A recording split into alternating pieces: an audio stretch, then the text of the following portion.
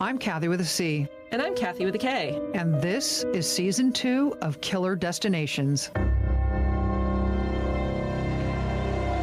Today's destination is Fox Lake, Illinois.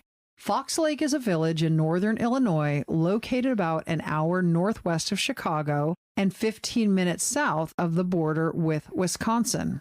Fox Lake incorporated in December 1906 under a village form of government with an elected village president who is also recognized as the mayor. The village is bordered on three sides by Pistaki, Nippersink, and Fox Lakes, three of the bodies that form part of the Chain o' Lakes system. All 15 lakes in the system are connected to one another and formed by a glacier. The area was first explored during the 17th century by the French. Early in the 20th century, there were only a few hundred residents. During the summer season, however, the population would reach an estimated 20,000 people, and at its peak, the area had 50 hotels and 2,000 cottages. Fox Lake is a vacation destination where swimming, boating, jet skiing, and wakeboarding are popular activities. And fishing is a year-round activity, with anglers pulling more than 700,000 fish out of the water every year. But in 2015, the village of Fox Lake became a key destination for law enforcement from across the nation when they were tasked with catching a killer and solving a whodunit. The answer left everyone reeling. According to a CNN special report, on Tuesday, September 1st, 2015, Fox Lake Police Lieutenant Joe Gliniewicz radioed dispatch at 7:52 a.m. He said he was in pursuit of three men, two white and one black, at the old abandoned concrete factory on the outskirts of town. Dispatch asked if he wanted additional patrol cars to meet him there, and he said no. 3 minutes later, Lieutenant Gliniewicz told dispatch that the men took off for the swamp behind the concrete factory, and when dispatch again asked if he wanted additional units, he said yes. 3 squad cars responded to his location and arrived within 6 minutes. They parked on a gravel road behind Joe's squad car, but did not see him. He also did not answer when they called out to him, and he was not responding on his shoulder-mounted microphone or his cell phone. The Fox Lake officers began looking around the marshy area surrounding the swamp. There were tons of trees, Kathy, and super thick brush made it really slow going for you to be able to walk anywhere. So the officers were proceeding very slowly, making sure they weren't missing anything as they searched the area. As they were doing this, the officers heard a very distinctive bang, followed soon after by another. They all recognized the sound of a gunshot and instinctively took off into the marshy woods and down the hill toward the swamp. There, the officers found Joe surrounded by thick brush and radioed dispatch at 8:09 a.m., 17 minutes after his first call to dispatch. Officer down. Lieutenant Joe Gliniewicz had been shot twice. One bullet went in just above his right hip that never penetrated because it was caught in his bulletproof vest. The second bullet avoided his vest and went into his chest. By the time officers arrived, he had died. About 200 feet from where the officers found Joe's body, some of his gear was found scattered along a path. Investigators first found his canister of pepper spray with the safety tab pulled out. Further down, they found Joe's expandable police baton, and then beyond that, they found his eyeglasses. But investigators could not find his service revolver. The Fox Lake Police Department issued an alert. They now suspected the 3 men Joe was following had taken his gun and were armed and dangerous. A massive search for the 3 suspects was organized. The search zone was 2 square miles around the site where Joe's body was found. Schools were put on lockdown, and residents were urged to stay inside with locked doors. The manhunt involved approximately 400 law enforcement officers from local agencies, as well as the ATF and the FBI. Officers used ATVs, helicopters, drones, and horses in their search. Officers also set up a human perimeter to prevent the suspects from slipping out of the woods unseen. FBI agents from the Behavioral Analysis Unit assisted with determining possible motives and/or suspects. They also obtained Joe's cell phones and computer for analysis. Joe's missing service revolver was found about an hour after he was found. Because of the thick, marshy brush, it was not easily seen, but it was actually found only 2.5 feet from Joe's head. The search scene was treacherous for several reasons. Obviously, the terrain was one of them, but on the first day of September, it was also scorching hot, and the humidity around the swamp was in excess of 80%.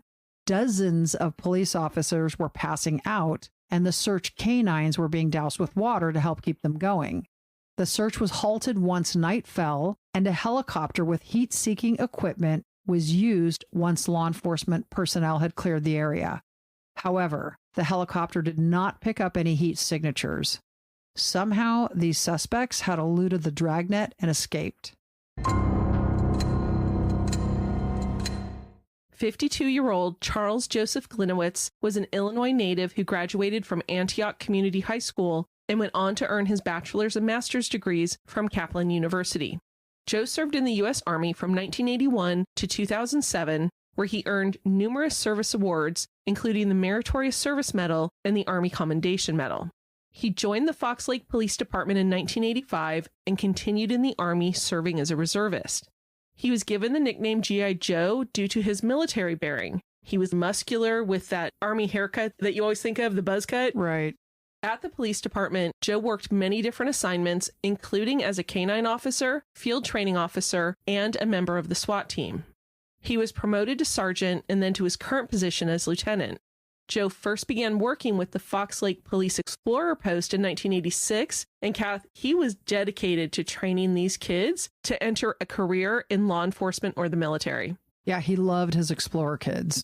Joe actually became the leader of the Explorer Post the following year, and he had huge success with the program that was absolutely a testament to how much he cared about these kids. Mm-hmm. They earned multiple awards and accolades in various state and even nationwide competitions. Kath, I read somewhere that they did a lot of cool things, like they reenacted crime scenes, they went shooting. You know, he was literally training them as they were going into law enforcement the next year. Like, he was really into it. He actually did sniper training. Exactly. And in fact, Kath, Joe saw hundreds of his explorers that he trained enter into law enforcement and military careers throughout the time he ran this program. He must have been so proud of those kids. Oh, I bet. I think police Explorer Scout programs in general are awesome. Right. It's that sense of discipline that teenage kids need. Totally. Joe was well known and deeply loved in the Fox Lake community. He was known as a hard worker who poured his heart and soul into everything he did. Even though he was out of the Army, when he wasn't in uniform, he was always wearing fatigues and combat boots, and he had a smile for everyone. He was survived by his wife of 26 years, Melody, and his 4 sons. And Kath, this happened, as we mentioned, on September 1st. He was supposed to be retiring at the end of the month. And his wife actually said he had been eligible to retire the day before he was killed. Oh, wow. I read that when they went to tell her the news, like, she just completely collapsed, went hysterical, and vomited, which, natural. Yeah. Despite the fear and uncertainty about the 3 suspects eluding police, more than 1,500 people gathered at the vigil the day after Joe was killed. Joe's wife, Melody, was on the stage with their 4 sons, and she spoke to the crowd. She said, "Joe was my best friend, my world, my hero, the love of my life for the last 26 and a half years. He was the most wonderful, caring, and loving father to our boys. My world got a little bit smaller with his passing, and he will truly be missed by all of us." Members of the community immediately started calling 911 to report suspicious sightings. The same night as the vigil, so this was the day after Joe was killed, a call came into 911 from a woman who said she was pulled over on the side of the road when 2 men in hoodies, one white and one black, approached her car and asked for a ride to Wisconsin. She was scared and ran down the road to get away from them, so they jumped into her car and drove away. Nearly 100 state and local law enforcement officers set up roadblocks for 5 hours searching the area, along with 11 police canines and 3 air units. But they didn't find their suspects or her car. So, Kath, what I thought was really interesting is on the same day that this woman called 911, they also had somebody report that the morning of Joe's murder, this person had seen 2 white men and 1 black man walking through the streets of the village. Now, it's a small town, 10,000 people maybe, and detectives were able to identify these men within just a few hours, so the police brought them in for questioning. The men said, "Hey, no, we had nothing to do with this. we're innocent. We were just having breakfast together. That's all we did. So the men wrote down their alibis, and the police started investigating to see if they were actually telling the truth. Turns out they were. One of the men said that he had gone to an ATM to get cash for the breakfast. The officers went to the ATM. Sure enough, there was a video they found that gave the time that he was getting the cash just before Joe was killed. The officers also went to the diner where they said they had breakfast, talked to the waitresses, and sure enough, one waitress remembered them because they had given her such a nice tip. So maybe that's the lesson here. I actually think it is. If you need an alibi, give a big tip. In addition to the waitress being an eyewitness, there was also a credit card slip they found that gave the time that the men were there, which gave them a completely ironclad alibi for having anything to do with Joe's murder. So the police continued to search vigorously for the 3 suspects Joe had identified. 6 days after his death, Lieutenant Joe Gliniewicz's funeral was held on Labor Day, September 7th, 2015.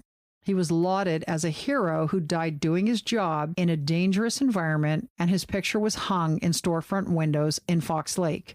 Thousands of people, including hundreds of law enforcement officers and officials from around the country, attended the funeral. His funeral procession was 18 miles long, and hundreds of people stood along the procession route to honor him as a fallen hero and show their support. 18 miles. That is incredible. You know what it made me think about, though, Kath, is back in 1998, I was working in Washington, D.C., and there was a policeman and a detective who were killed in the Capitol when a gunman came through. Were they Capitol Police officers? One of them was. The other was assigned security to one of the ranking House leaders. So what happened, and I remember this too because we were in the House office buildings, which is not in the Capitol building itself. We were all put on lockdown. But of course, we're in there thinking we're sitting ducks in the office. Mm-hmm. That would be scary. It was super scary. But basically what happened is a man entered through the east side of the Capitol, which was typically reserved for staff and members of Congress. And they had the metal detectors they had to go through, of course. So the officer, and Kath, I think his name was Officer Chestnut, he turned his head to see who had set off the metal detector. And as he did, the man brought up a gun and shot him in the head. Now, the reason this is usually a staff and member entrance is that that's where the House leadership offices were located. So as he walked past the metal detectors, this, little foyer where it was, the man came across one of the offices and opened the door to go in. So this was the House Majority Whip. That was his office. And because of his rank of leadership, he had a Capitol Police detective assigned to him for security. The detective heard the gunshots go off and so told all the staff members in this room to get behind their desks.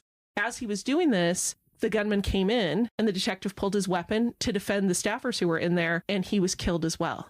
This was tragic, and it was so totally personal. It felt like such a violation. I mean, I've talked about my time in DC, and I love the Capitol building, and I felt just like that was my home, right? These 2 men were given the honor of laying in state in the Capitol Rotunda. That is an honor that is only used typically for presidents, high-ranking senators or cabinet members, members of Congress. But they lay in state so that people can go by and give their condolences. And these were the first police officers to have this honor, and Officer Chestnut was the first Black person to have this honor. Oh, interesting. I remember standing outside. It was July in Washington, D.C. Oh my God, ungodly. Heat and humidity, just waiting for these 2 hearses to drive past. So any man who had been in the military, of course, saluted. The rest of us put our hands over our hearts, and just this energy that went through you as they drove past. It was so heartbreaking. And I mean, I can't even use all the adjectives that I have in my mind, but that's what this reminded me of. I'm sure they were going through something very similar. Right.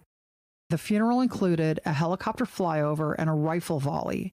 People tied ribbons around their trees and posted signs throughout the town in his honor. Then Illinois Governor Bruce Rauner, who also attended the funeral, ordered all state and federal flags at government buildings to be flown at half-staff. 1 week after Joe's death, authorities had disclosed very few details about the case and no additional details about the suspects other than their race and gender. They did reveal, however, that the woman who called police the day after Joe's death, this was the night of the vigil, and reported seeing 2 men stealing her car, was a fraud. She admitted to making up the entire story, and she was arrested. Almost 2 years later, Kath, she was convicted of falsifying a police report, placed on probation, and ordered to pay $20,000 in restitution. Without any additional suspects, detectives were at a loss as to who might want to kill Joe, so they pulled his personnel file from headquarters and looked through it because they were hoping to glean possible avenues to pursue. So, Kath, Joe's personnel file was 264 pages. I actually almost died when I read that. That is one hell of a personnel file. Even for 30 years on the job. Oh, yeah. That's a hell of a personnel file. As you would expect, with all we've talked about with the Explorer program and others, it contained quite a few accolades for his service to the Fox Lake community. However, what really shocked investigators was the secret life Joe seemed to have been able to hide from most people, with the exception of his captain and the chief of police. Beginning in 1988, there were several drunk driving instances in which Joe was pulled over in either Fox Lake or a nearby town, asleep at the wheel with the car still running. I read that, actually. It's a miracle that nobody was killed. And on these times when the engine was still running, Kath, the officers who pulled over to check weren't even able to wake him up. But as you can imagine, in each instance, officers took him home rather than arrest him. I read that too.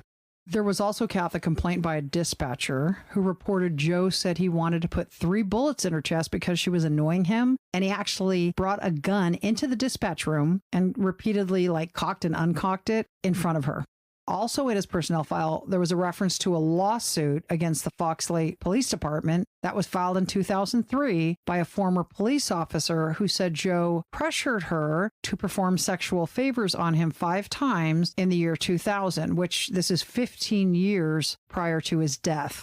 He implied, apparently, that she had to comply with this in order to keep her job, and Joe was suspended for 30 days.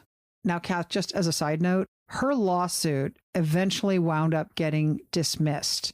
What I read is that she had not responded to discovery on time. I read that it was her attorney who had not responded. Right. But her attorney's actions are going to be imputed to her in a lawsuit. And so I have no idea, really honestly, whether the attorney screwed up and didn't respond. But to get a case dismissed for failure to respond to discovery, you basically have to not respond. There has to be a motion to compel, and then they violate the order compelling discovery. So her case was dismissed. And despite her attorney's efforts, apparently, to get it back on the docket, the judge said no. Some of the most serious accusations in Joe's personnel file were detailed in a letter that members of the Fox Lake Police Department anonymously sent to the mayor at the time, which was Cindy Irwin. This letter was sent in February of 2009, 6 years before Joe's death. And the letter outlined almost 2 pages of complaints about him, and the officer said that morale within the department was at an all-time low. Now, I had not seen a copy of this letter. Did you see a copy of the letter? I did. So it wasn't signed by anyone, but it said, "We are members of the police department." Correct. Okay, so take with a grain of salt. We don't know. But according to the letter, Joe had been suspended 6 times for an inappropriate sexual relationship with a subordinate. The letter also said officers were warned by suspects whom they'd arrested that they should drop the arrest because they were friends of Joe. Now, the letter accused Joe of a number of things. Now, one of them, apparently, he liked to grab women's breasts at Christmas parties.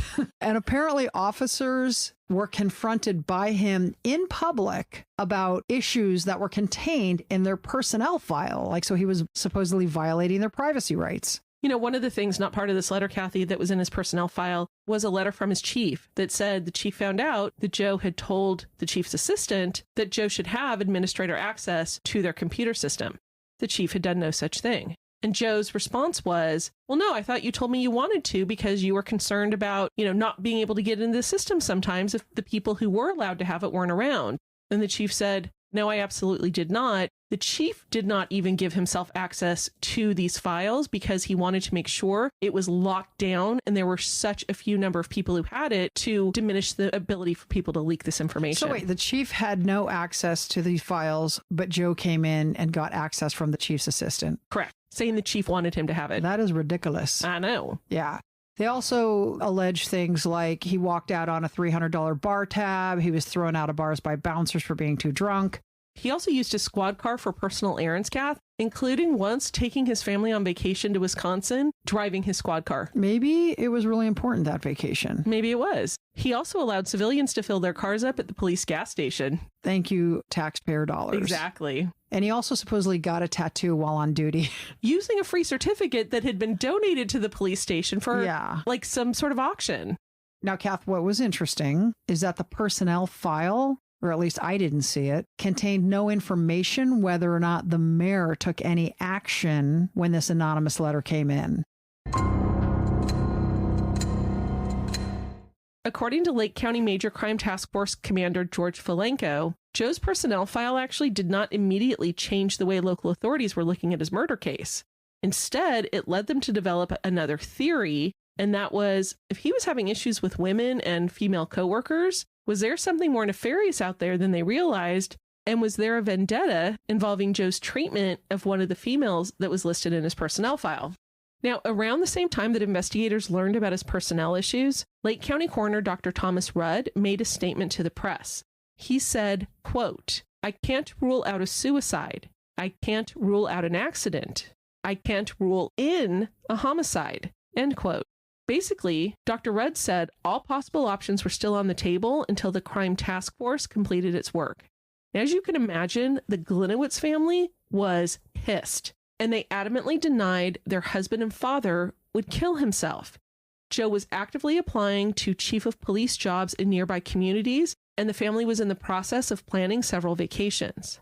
The coroner's statements also angered the man in charge of the investigation, Commander Folenko, who in response to Dr. Rudd's statement said that it did not make any sense that Joe committed suicide. He was suffering from 2 gunshot wounds, making suicide a very unlikely option. The task force continued to look at potential suspects from Joe's history. 2 months after the death of Lieutenant Joe Gliniewicz, the Lake County Major Crime Task Force held a press conference to announce the results of their investigation. Commander Folenko told a group of reporters that their extensive investigation had concluded with an overwhelming amount of evidence that Joe Gliniewicz's death was, in fact, a carefully staged suicide. And Kath, I saw the press conference. I don't know if you had a chance to look at it. This room of reporters went into a shocked silence. Like it was a momentary, just nothing. And then they all started shouting questions at him. Oh, I could totally see that. And it was absolute chaos. They were accusing the commander and the other members of the task force of lying to the community for months and months about what really happened to Joe. Up until that time, everybody thought that Joe had been killed. Commander Folenko insisted to the reporters that he never misled the public and that investigators 100% believed from day one that Joe's death was a homicide. He said that the task force knew that there was going to be a lot of questions about this because a rumor of a suicide had actually been circulating in the community for about a month, but they also knew that it was their responsibility to make sure that their conclusions were correct before making any sort of announcement to the public. And as you can imagine, this news devastated Joe's family, friends, supporters, and community members. I cannot imagine being in his wife's shoes or his son's shoes. I really hope that they actually told the family before they held the press conference, but something makes me think that they didn't. Well, I don't know. I mean, what makes you think they didn't? That's I feel like it might have leaked to the press before they would have had a chance to do the press conference. Oh, I see what you're saying. Like they read it, word leaked out, and then there was the press conference. Right. And they probably didn't want that to happen. I feel sorry for his family. That's I absolutely do. Horrible. And his kids. He still had 2 who were in high school. Can't imagine what that could have been like. No, totally hear you. So after 9 weeks of investigation, Commander Folenko said authorities believe they finally knew exactly what happened on September 1st, 2015. They said Joe was not who they thought and his death was no accident. According to Folenko, a little over a month after Joe's death, the FBI reached out with information they had recovered from his personal cell phone. As we said previously, the FBI's Behavioral Analysis Unit took possession of it, and they were able to recover deleted information. Kath, they handed the task force 6,500 pages of recovered messages. These messages revealed multiple crimes arranged by Joe. Among these offenses, they discovered that Joe had orchestrated a bogus marriage for one of his sons so that he could get a larger stipend from the Army because the Army gave married men larger stipends. Now, this was minor compared to the other stuff. They were most interested in messages that indicated Joe may have tried to arrange a hit on a newly hired Fox Lake administrator, Ann Marin. 5 months before Joe's death, they found a Facebook message to an unidentified woman that he was, quote, being forced to retire by the new village administrator. Work life has been a living hell the last 2 months. close to entertaining a meeting with a mutual acquaintance of ours with the word white in their nickname, end quote. Detectives confirmed that white is a code for a high-ranking gang member. Who knew? I know, who knew? Authorities said they interviewed the woman Joe sent the Facebook message to, and she said yes, Joe wanted to hire a gang member to kill Ann Marin. Investigators actually located the person that they think Joe was referring to, like he was trying to recruit for the hit, and they interviewed him in his attorney's office. He, of course, said, nope, I have no idea what you're talking about. He totally denied any knowledge or any participation in anything like that. And, of course, this sort of led to a dead end. There was no additional evidence for the police to pursue any kind of conspiracy allegation. But Joe was actually hiding a different secret, and it was about to be exposed to everyone. Ann Marin was the first administrator who focused on the village's budget, and being new in her position, she wanted to have an in-depth knowledge of how all of the village's departments were operating. She had already done several, and next on her list was the Police Explorer program run by Joe. The day before his death, on August 31st, 2015, Marin went to the Explorer Clubhouse to get a feel for the program, and what she saw surprised her. There were a lot of boxes stacked throughout the clubhouse. Kath, in the pictures, I'm not sure where they had room for any of the Explorer Scouts to be in there because it was just wall-to-wall boxes. When Anne opened these boxes, she found they all contained military surplus items. Military gear, riot helmets, gas masks, inserts for bulletproof vests, radio holders, on and on and on. So Anne went up to Joe and said, hey, do you have an inventory of everything that's here in the clubhouse? Can you get me that list by 2:00 tomorrow? And he said, of course I can. Joe immediately sent a text to his chief of police that said, quote, she has now demanded a complete inventory of Explorer Central and a financial report, FML, which stands for F My Life. And it's funny, Kathy, on the CNN report, Ann Marin was interviewed, and she said she was shocked when she saw what Joe had sent to the chief in that text message, because she said her conversation was, hey, do you have an inventory list? Yes, ma'am. Can you get it to me by tomorrow? Yes, ma'am. And then she left. And she said there was no animosity, there was no demand, there was nothing like that. But clearly, Joe was saying it a different way. Exactly. Joe also exchanged text messages that same day with his friend and the mayor of Fox Lake, Donnie Schmidt. Joe texted that he was only about a third of the way done with the inventory Ann Marin wanted, and he was going to get his ass handed to him the next day for not being done with it. And, Kath, there was no information that I saw that showed if Mayor Schmidt responded. According to Task Force member Detective Cavelli, investigators learned the equipment in the boxes was all acquired from a military surplus program that was intended to benefit police officers, not young people in a club program. But were all these boxes, the potentially improperly acquired surplus items, really behind Joe's death? No. As investigators read through the 6,500 pages of recovered text, they found messages that indicated Joe had been using the Police Explorer program bank accounts for about 7 years. So in June of 2015, just 3 months before his death, Joe sent a text to an unknown individual who detectives later identified as his wife Melody that said, quote, use the Explorer account for the flight, $624.70, end quote. They found another message to another individual who was later identified as Joe's son that said, quote, you are borrowing from that other account, and other is in quotes. When you get back, you'll have to start dumping money into that account or you will be visiting me in jail. And jail is capitalized with 2 exclamation points. The 1,600 and the 777 all came from there, end quote. Another text from Joe to his son said, quote, so if called on the carpet, I can say we give our explorers and advisors loans from time to time if it is needed, and this is proof of it being paid back. You get where I'm coming from? This village administrator hates me and the Explorer program. This situation right here would give her the means to crucify me if it were discovered. Compound this with if I was selected for chief of Antioch. I would be leaving here and would have to turn this account over to someone else, end quote. Commander Falenko reported that Joe used the Explorer's bank account as his personal account. A lot of what the money was spent on was clearly not intended for any of the Explorer Scout activities. It was spent on gym memberships, Starbucks, adult websites, plane tickets, and mortgage payments. Investigators also discovered that Joe forged signatures on documents. So these were documents that were requisitions for federal surplus equipment, as well as official police explorer documents.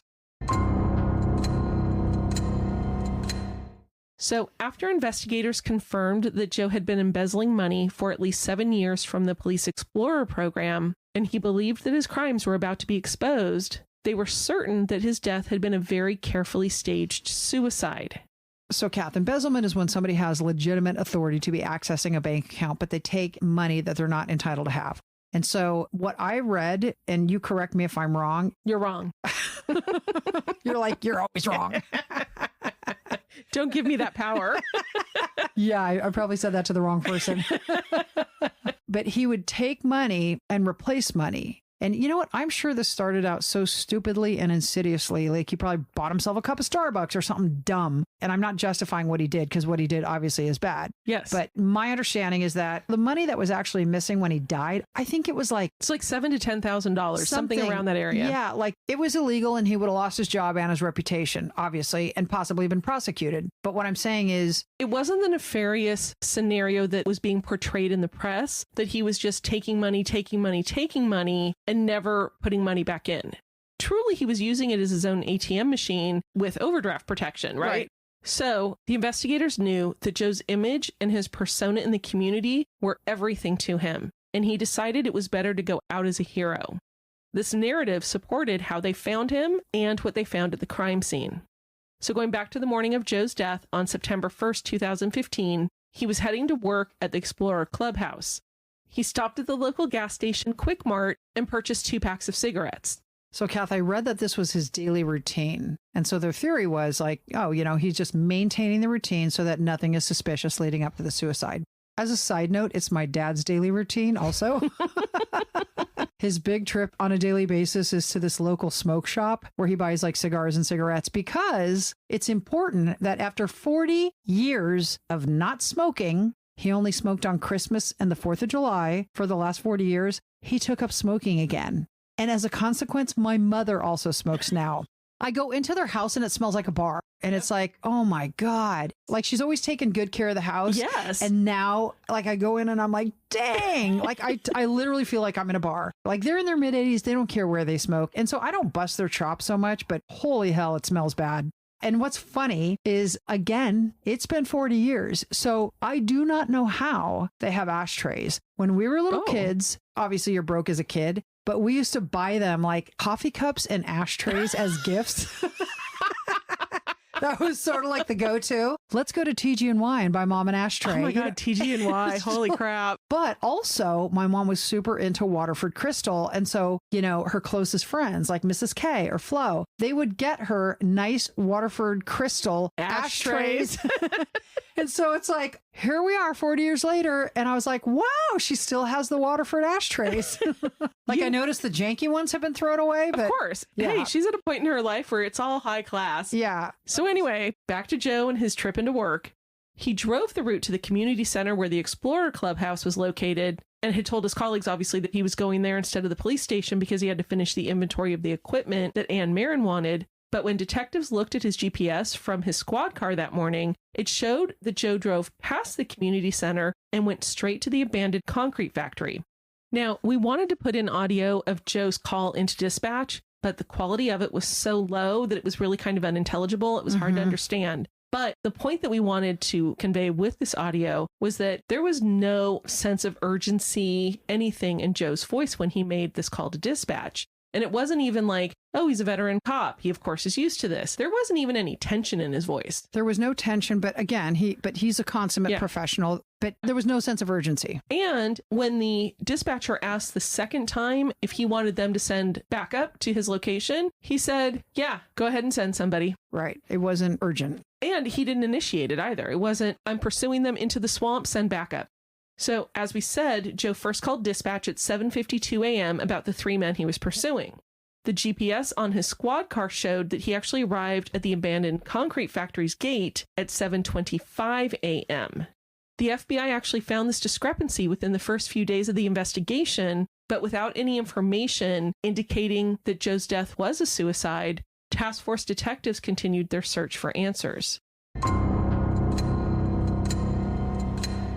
According to Lake County Coroner Dr. Thomas Rudd, the first thing he noticed about Joe's body was that his uniform was in what he called roll call order. Dr. Rudd said what he meant was that Joe's uniform shirt was tucked in properly and not askew, and his pants were clean except for a little mud at the knees. And the Kevlar vest was in its proper position, even though oftentimes a struggle will shift the vest. Dr. Rudd said that the first bullet was fired from the distance of 3 to 6 inches from Joe's body, and the impact was absorbed first by his cell phone and then his vest. It was not fatal, but it would have been extremely painful. Commander Falenko actually equated it with being hit in the side with a sledgehammer. That's more than just painful. Yeah, I know. And it actually, Kath, caused a 4-inch by 4-inch bruise on Joe's skin. And Dr. Rudd also pointed out that there were no defensive wounds or bruises other than what I just described as a result of the first bullet. So the fatal bullet wound was fired 2 inches from the top of his bulletproof vest, meaning he pulled his vest away and fired at a downward 40-degree angle into his heart. Although the bullet did not strike his heart, but rather it tore a pulmonary artery, and so he died from catastrophic blood loss. The second bullet actually never left Joe's body, but the coroner was able to see its trajectory and where it would have left an exit wound. Investigators learned in an interview with Melody Gliniewicz that her husband had an extremely high tolerance for pain, and Joe knew the existence of a second bullet would make detectives dismiss the idea of suicide. They knew that Joe had fired the first bullet into his cell phone, knowing the cell phone in his vest would lessen the impact. And then Joe placed the service revolver under the top of his vest, firing downward into his own heart.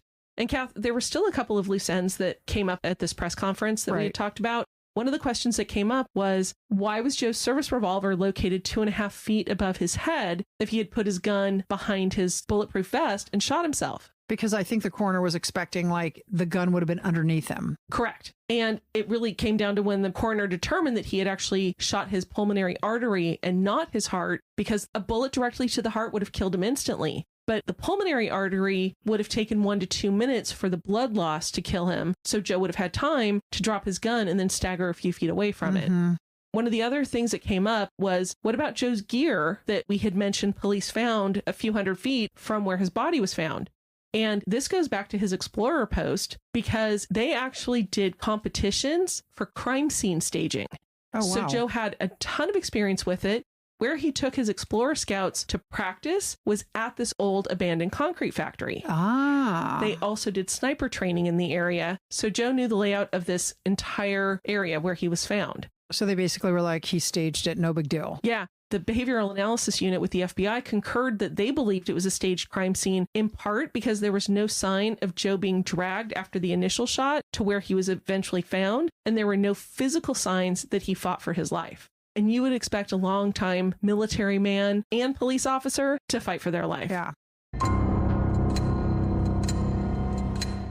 Once news of this betrayal came to light, numerous organizations that had raised or donated money for the Gliniewicz family demanded that it be returned. I understand why. That's just so hard to hear. Oh, totally. Like, I'm still, like, his kids and his wife, like, it just kills me. It breaks my heart, honestly, for them.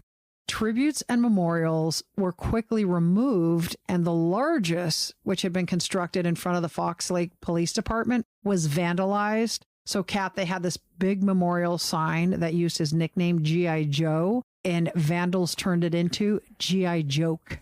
And the Washington, D.C. based Law Enforcement Officers Memorial Fund said Joe's name would no longer be etched onto a marble monument dedicated to fallen officers.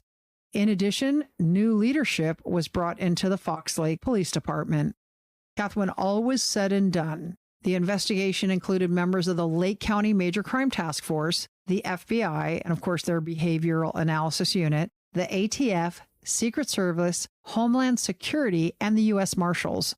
In total, 150 investigators spent over 25,000 hours investigating this case, and over 430 leads were followed up on.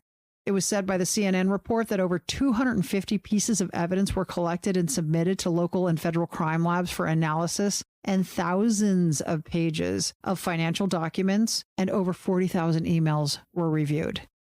Further investigation uncovered that Joe may have had help from his son and wife. One of his sons was under investigation after a series of text messages were found. However, investigators did not have any evidence that the son had prior knowledge that the money came from the Explorer program's account. On January 27, 2016, so just 5 months after Joe's death, his wife Melody was indicted on 4 counts of dispersing charitable funds without authority and for personal benefit from the Police Explorer Fund, and 2 counts of money laundering. She pled not guilty to these charges. 6 years later, on February 18, 2022, Melody accepted a plea deal and was convicted on deceptive practice, a Class 4 felony in the state of Illinois. The remainder of her charges were dismissed, and 2 months later, she was sentenced to 24 months of probation rather than jail time. Since her husband's death, Melody has been trying to receive her late husband's pension and death benefits. The Fox Lake Fire and Police Commission meeting minutes from the October 15, 2022 meeting, so just 6 months ago, said the matter was still pending. The matter was not mentioned in the minutes from the subsequent 5 months. In the end, the Explorer post was disbanded. In an interview with CNN, Detective Cavelli said Joe committed the ultimate betrayal of his fellow officers because he dishonored his badge. It was a slap in the face to all of them. The people who stood on the procession route and attended the memorials, the people who went to the police department and dropped off cards, flowers, and donated to the memorial, and all of the police officers who traveled across the country to attend his funeral. And it was all for a lie. Thanks for listening. Thanks so much. I know we had a short closing last time, but just like last time, we don't have a lot to say. Short closing today. Done, exactly. son. You stole my Chattanooga line. Exactly. If you aren't following us, please do. We're on @Killer Destinations Podcast on Instagram and Facebook, @Killer Destinations Pod on Kathy's favorite TikTok, and leave a 5-star review when you have a chance on Apple. Thanks and Spotify. so much. Exactly.